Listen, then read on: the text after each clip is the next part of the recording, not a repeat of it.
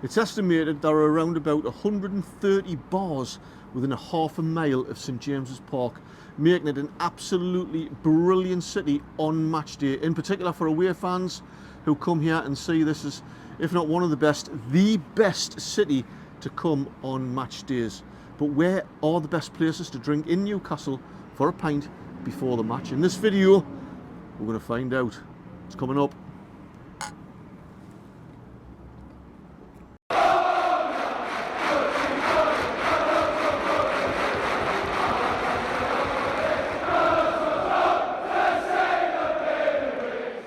Welcome back, it's Eddie and Helen here from Tyneside Left.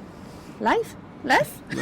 We're from Tyneside Left. I'm left, he's right. That's not too many beers.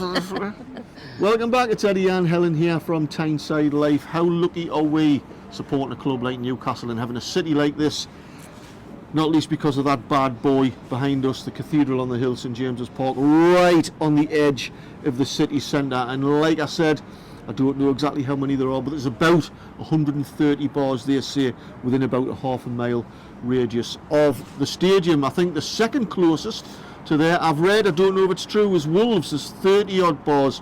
Some of you out there from other clubs might disagree. Let us know how many bars are around your particular stadium. Yeah, rich pickings, a buffet of places to eat and drink in Newcastle on match day. Helen doesn't get a chance to sample the pre-match atmosphere because you're working, aren't you? Selling programmes outside of the strawberry. Yeah, so if you don't already, get your programme from Helen, otherwise we'll come and find you. So yeah, where are the best places to drink in Newcastle, or best area to drink in Newcastle? You'll all have your favourites, I'm sure. Let us know where you like to go. And a disclaimer as well, I haven't been to most of the bars in Newcastle on match day. In fact, I don't get much time to have a pint at all because I'm in town about 4 hours before kick-off, wandering around the city centre, getting myself into mischief and finding interesting people and things to film. In particular, away fans. I like merging with away fans, as you know, and almost without exception, they tell me that Newcastle is probably their favourite away day. And why not? So yeah, we're going to have a wander around town, sample some different places, let you know where I go and where I think are great places to drink in Newcastle, and let you know. Cheers. Cheers. We're not going to do all 130, are we? Helen, how are you, man? We've got another 125 bars to go, man. Come on. Come on. You're young, you've had a bit too much to drink. How are you? Get up. You just kind of get the stuff, man. If you know somebody out there who would like to join Tyneside Live and can do 130 pub crawl, drop us an email. Now, obviously, I can't go to every single bar and premises in Newcastle city centre. There's too many, or even everywhere there is to drink in Newcastle. I'm just kind of in this video giving you a flavour of some of the best places in Newcastle, certainly from what I see when I'm out and about on match day as well. And I think probably the best place to start is here in Central Station, which is about 8-minute walk from St James's Park. This is probably where most fans get off in the city centre, either by metro or by train, and certainly for away supporters as well. So there's a lot of congregation here of fans. Central Station just behind me here, and the bar that we have in Central Station is the Centurion Bar. If you haven't been in it before, it's absolutely gorgeous, beautiful, with the old original tile in their grade listed building. Check it out. Really popular on match days. Another popular bar behind me here, directly opposite Central Station, is the Victoria Comet, or the Spit and Vomit as it used to be called back in the day. And going back even further in history, it was actually two bars. Now there's a plaque on the wall and pictures inside the bar claiming that during the film of Get Carter from 1971, Michael Caine come out of Central Station on his arrival, walked directly across the road into the bar there to order his first pint. Don't believe a word of it. It isn't true. You turn right and headed down to a bar down the road about 60, 70 metres down there. I did a separate video about that, check it out. But this bar behind me is really popular with away fans, especially if it's a later afternoon kick-off. This is where they congregate and have a good old singing party. Now, still opposite Central Station and right beside the Victoria Comet is the Gunner Tavern just behind me. There used to be Gotham City back in the day. That's really popular for Newcastle fans. And further up the road there, about 150 metres or so opposite the Life Centre, you've got 2 or 3 bars, one of them called Dog and Parrot. And I have to profess, never hung around in any bars in that sort of area. So if you have pre-match drinks up there. Drop us a comment and let me know what the vibe's like. So in between the Victoria Comet and Gunner Tavern, there's a lane here. It's called Pink Lane, and it's so named after Pink Tower on the old town wall, which used to run directly on the inside of this lane that we're going on now. So on the left there, you will see the other side of Gunner Tavern. It's really nice inside if you haven't been in. It's usually very popular and busy with Newcastle fans and match day. And the Fourth Hotel, just up on the right here, that's also popular. You do get one or two away fans in there as well, depending on who we're playing. So there you go. Yeah, Fourth Hotel, really popular. And directly opposite the Fourth Hotel is another lovely bar called the Town Wall, so named. Wonder if you can guess why. Really nice inside of there. And just on my right side here is a bar called Rafferty's. And as you can see, there's a quirky little bar. It's been open a short while now, though. It seems to be filled with a lot of females in. I don't know why. It's called the Madhouse. And if you turn right off Pink Lane onto Clayton Street West, you will come across this venue called NX Newcastle, which is quite popular now for big fan events, for big football matches like the World Cup, etc. And we're now on Westgate Road, and there's a bar just down here. I don't know what it used to be called, but it's just been done out. I've only ever been in once, and that was for the Brighton match, actually, just a few weeks ago. It's called the Geordie Star. It's absolutely lovely inside. Staying on Westgate Road, you have Tilly's Bar, which is really popular, and a little bit further up is the Bodega, one of Newcastle's oldest bars. Further into Clayton Street, right in the heart of Granger Town and right next to the Granger Market, there are two notorious bars, kind of renowned for the type of clientele that can sometimes attract, not always. One's the Duke of Northumberland here, or the Clock as it's nicknamed. It's nicknamed the Clock because in that top window in the middle there used to be a huge clock. And back in the day, you used to say that. They used to be saying that you'd meet your hinny under the clock. So that's why it's called, or nicknamed the Clock. And further along, opposite the Tesco, there's another infamous bar called the Black Garter. I don't want to get too close to that music in case I get a copyright infringement. It's just, don't know if you can see it there. Yeah, the Black Garter.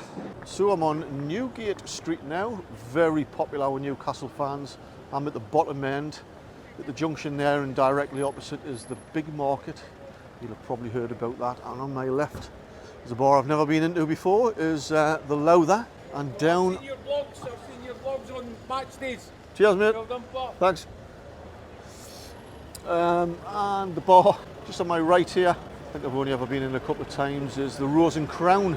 So at the bottom of Newgate Street here, at that junction here, that's Granger Street, and just beyond that, that's the Big Market. Loads of bars in there, which Newcastle fans like to congregate before the match. In particular, you've got the Old George, Newcastle's oldest pub, and it was right in this junction here. Was it about 10 days ago when we played PSG? That's where the big standoff was between the PSG Ultras and Newcastle fans who were on this side, about 1,500 or so PSG fans, before they set off on their traditional march up Granger Street and on the way to the stadium. It was absolutely brilliant. Check out my videos. If you'd like to see more videos like this and be notified the moment I release the next one, make sure you hit the subscribe button. Coming back up from the Big Market, back up the top end of Newgate Street, you've got a number of bars up here. Sinners over there, Mayfair, very popular the Mayfair is with Newcastle fans pre-match. And of course you've got the Gate, which has a very popular bar. Let's take a look. Now, the most popular bar inside the Gate, and probably, arguably, one of the most popular bars pre-match, is the Wonder Bar inside there. And inside on the first floor, it is absolutely rammed. It's like a German beer keller type of environment. It's absolutely mental, being whipped up by the compere and entertainer Mad Mick. It's jumping in there. And here at the end of Stow Street, Newcastle's mini Chinatown, you've got like a trio of bars which are really popular. First one is Rosie's Bar here. And just across the road, I mean, we're only about 150 metres from the stadium, but you can see it there, is the Tyneside Irish Centre. And I have to admit, I've never been in there. If that's your favourite haunt pre-match and you go there, let me know what it's like inside. And more or less opposite the back page there is the Newcastle Arms, also another bar that's absolutely rammed on match day. Sometimes as well, quite popular with away fans. So now we're on Percy Street at the Haymarket. And if you've now been drinking in one of Percy Street's many bars, can you really call yourself a Geordie?